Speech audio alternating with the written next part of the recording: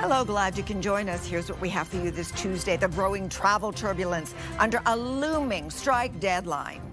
It's a lot of wrong information. We have a delay. How Air Transat passengers are handling the disruptions. We have an opportunity to better protect kids.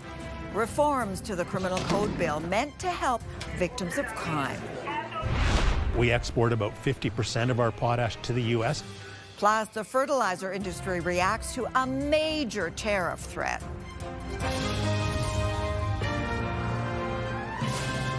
CTV National News with Sandy Ronaldo.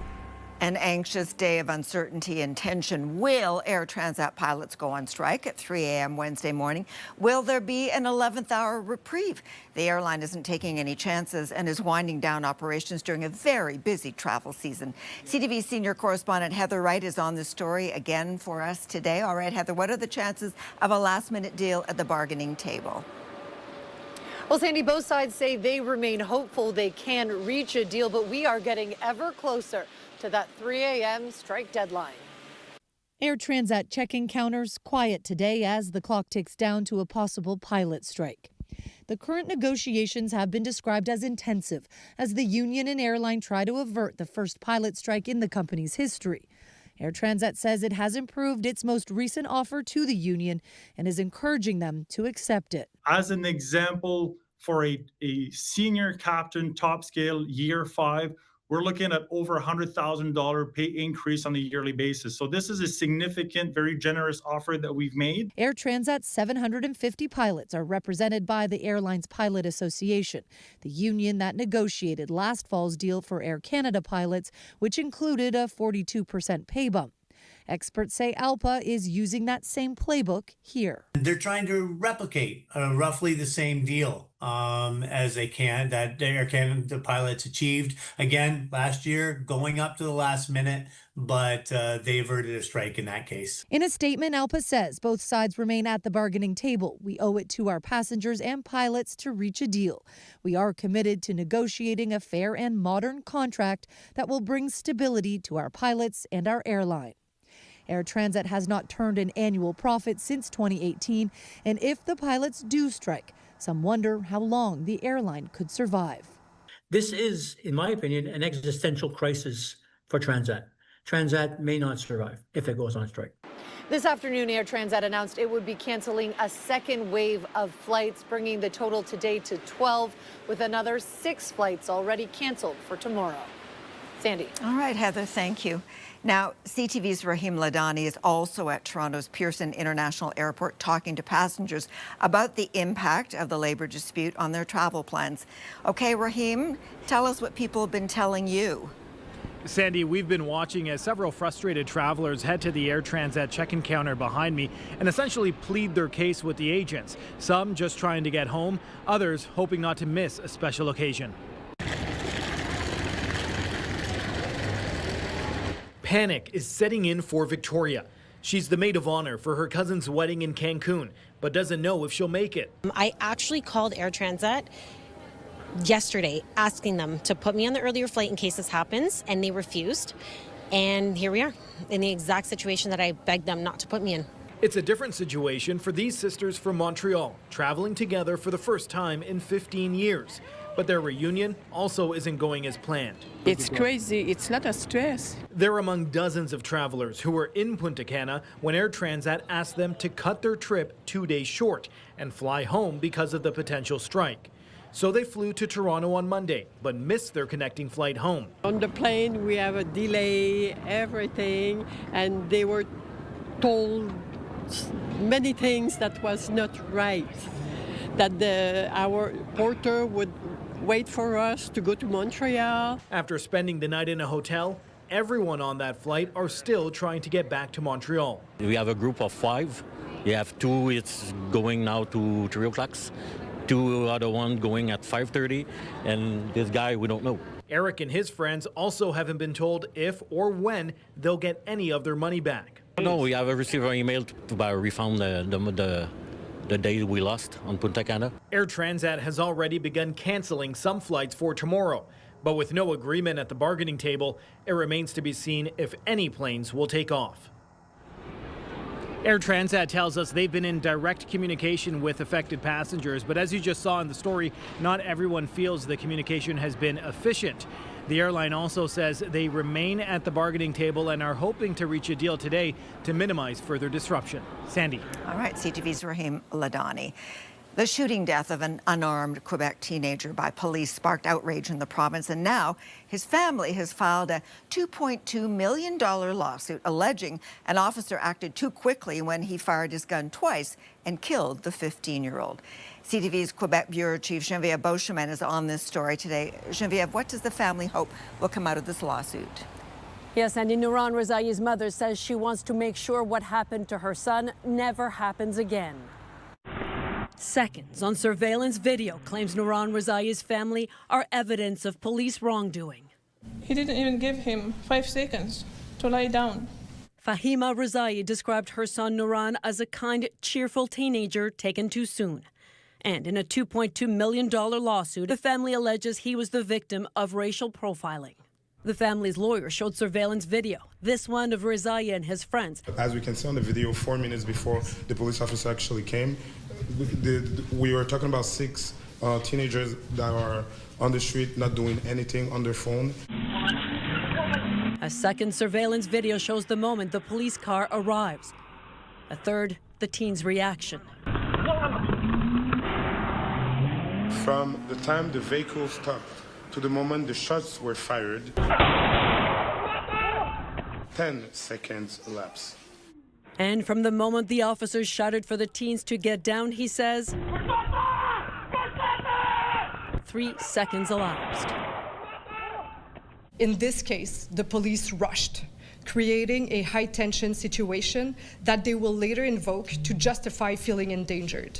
The shooting sparked outrage in the neighborhood, and a police watchdog is now conducting an investigation. The city of Longueuil declined to comment today. We want justice. We want this officer to be punished and the police department to take responsibility. This must never happen again. There cannot be another Nuran. Rezai's family also says it took more than 5 hours for them to be notified of his death, though they live just 10 minutes from the scene.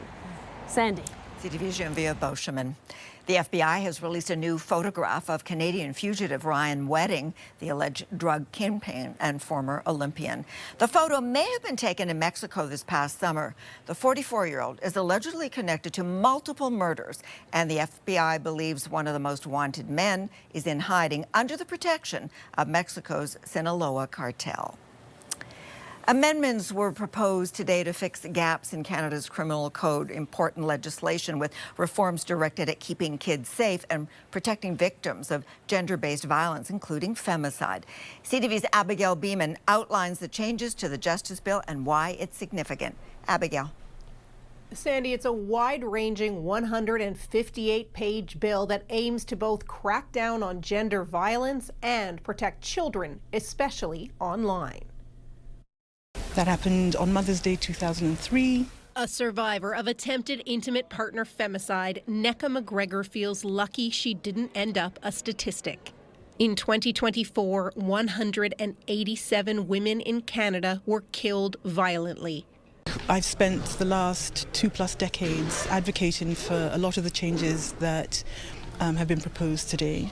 McGregor says the Liberals' new legislation goes a long way to end gender-based violence, especially the move to make femicide classified as first-degree murder and a new criminal offense for certain types of coercive and controlling behaviors to help stop abuse before it's too late. We have an opportunity to better protect kids who are at risk of exploitation and to address very real concerns about violence against women, including violence that could be fatal.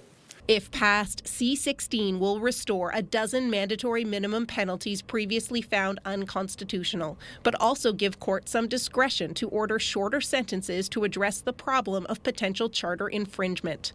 The bill also makes it illegal to distribute deepfakes without someone's consent. Unless you do X, Y, Z, then I'm going to share that with your family. I am going to post it to all of your friends.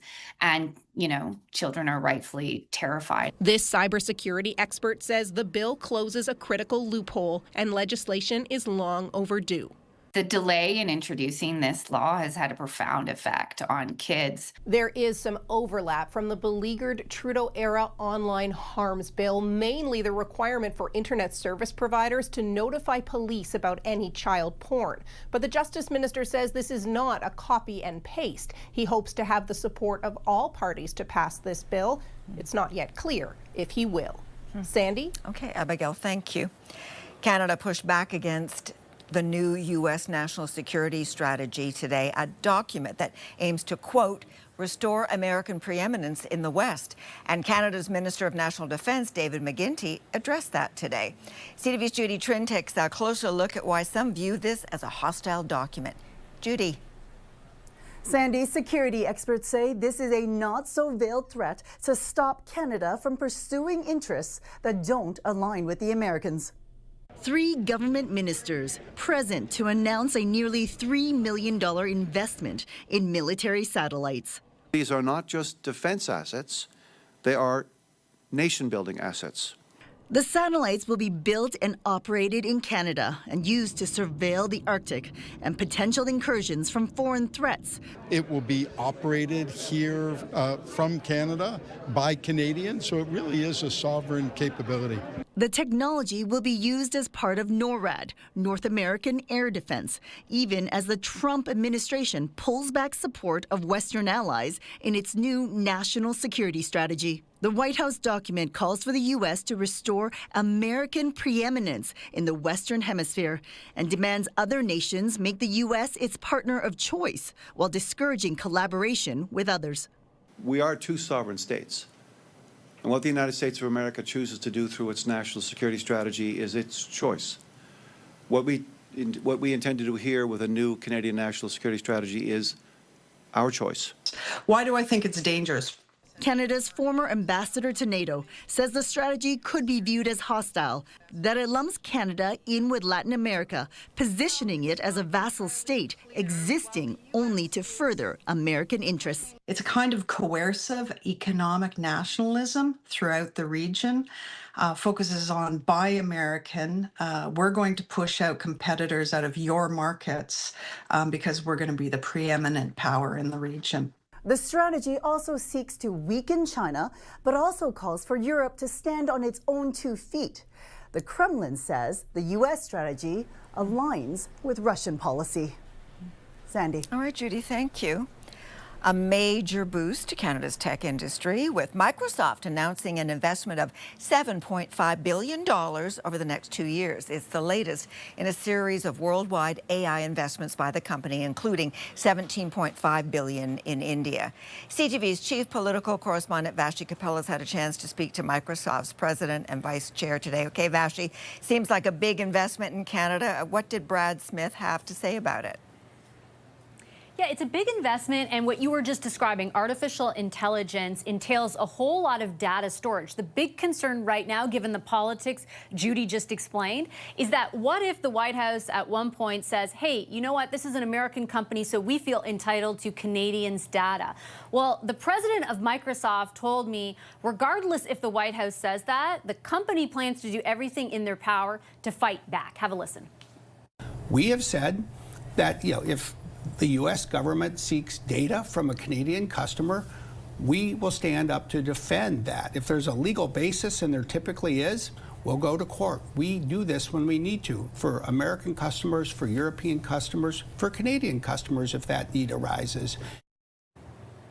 Now, the natural follow-up, of course, Sandy, is, well, what if the courts aren't a great recourse? Insofar as we know, the President of the United States has at times ignored conclusions the courts have come to. The president of the company said that they have had history with going through the courts and it's worked before. He insists it can work again, should the need arise. Sandy. Okay, Vashi, thank you as always. And we have breaking news to share. Canada's ambassador to the U.S., Kirsten Hillman, is stepping down in the new year as the country's top diplomat in Washington. Hillman announced her decision in a social media post, saying it has been a great privilege. Hillman has been the chief Canadian negotiator throughout the recent trade war and tensions with the U.S. under the Trump administration. She was first appointed to the role in March of 2020 and was the first woman to serve in that position. Hillman has played crucial roles in negotiating trade agreements for Canada, including the modernization of the North American Free Trade Agreement.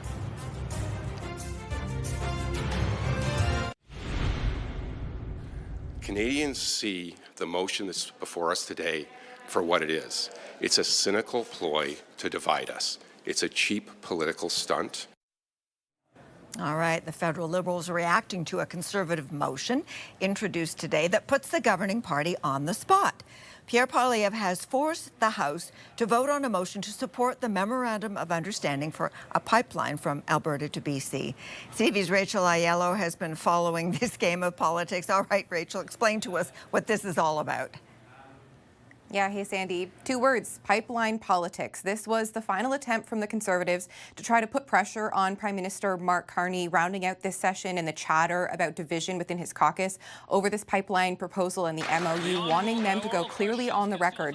Do you support a West Coast pipeline, yes or no? But the Liberals have come out to say it is not that simple. The wording in the motion cherry picks certain parts of the MOU, doesn't touch on things like Alberta's climate commitments, the need to consult with British Columbia, and so it was on that basis that they declared, Sandy, they'd be voting against this motion, which led to a bit of a feisty question period. And here's a bit of Pierre Poilievre accusing Carney of voting against his own words. I took the wording for the motion right out of his deal. And if he votes against the motion, he's voting against a pipeline to the Pacific. So if the Prime Minister is only in favor of a pipeline when he's in Alberta, but against when he's in BC and Ottawa, how can Canadians even keep track of where he stands on anything?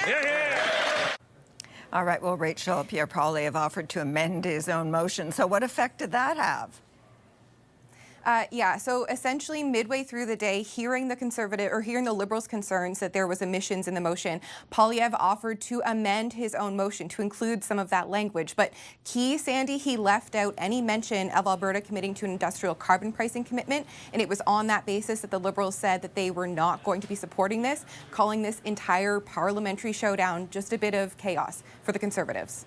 Okay, as always, Rachel, thanks so much. Still ahead, cultivating new tensions. Why Donald Trump has set his sights on Canada's potash industry.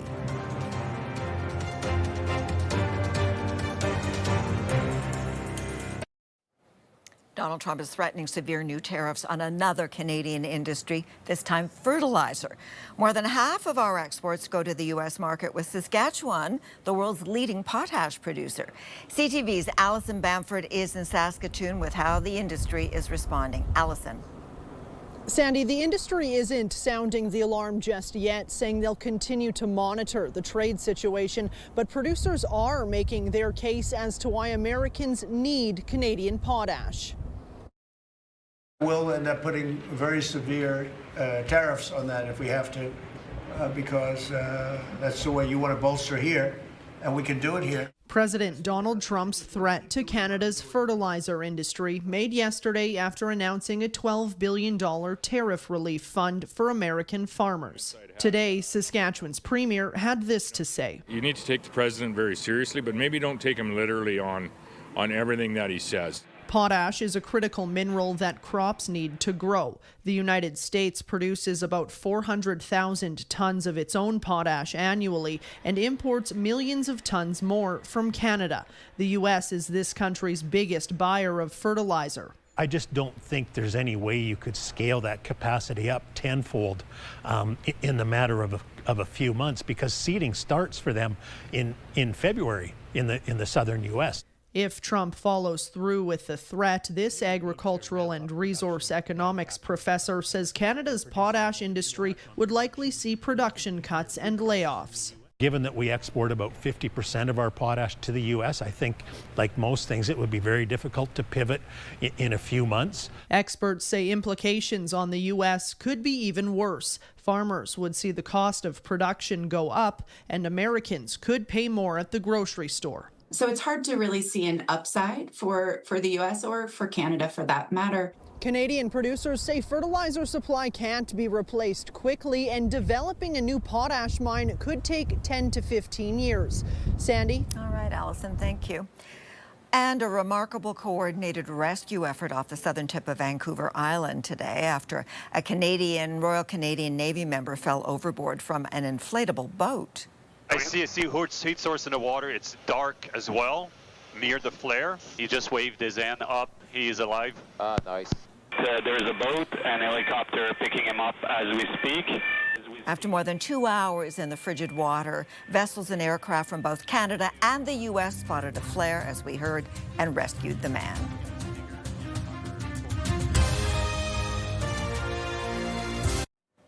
Santa came early this year for some Manitoba First Nations, but instead of his usual way of traveling to meet and greet the locals, the man in the red suit left his sleigh and reindeer behind, taking a flight north. CTV's Alex Carpa tagged along on the Santa Express. Santa didn't need his sleigh to spread holiday cheer. Instead, he used a plane to travel to several Manitoba First Nations communities.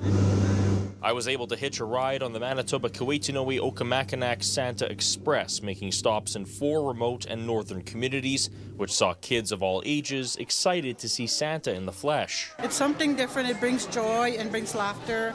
It brings togetherness. Merry Christmas! The Santa Express is visiting 25 communities in 5 days, delivering 12,000 treat bags filled with candy and toys. Having Santa to just come into the community for kids to see Santa, where in the South you can just see him every day, but over here just once in a while. So this is just extra special. It's not just kids Santa went to see, but as well seniors at this care home in Bunnabonaby Cree Nation. Merry Christmas! This initiative started back in 2009 and is a partnership with Manitoba-based Perimeter Aviation.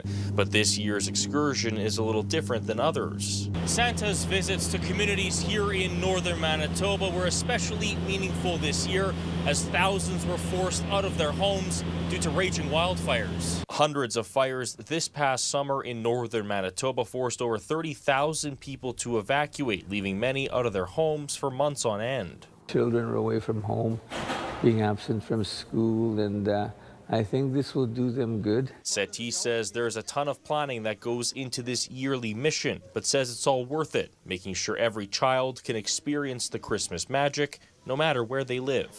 Alex Carpa, CTV News in northern Manitoba.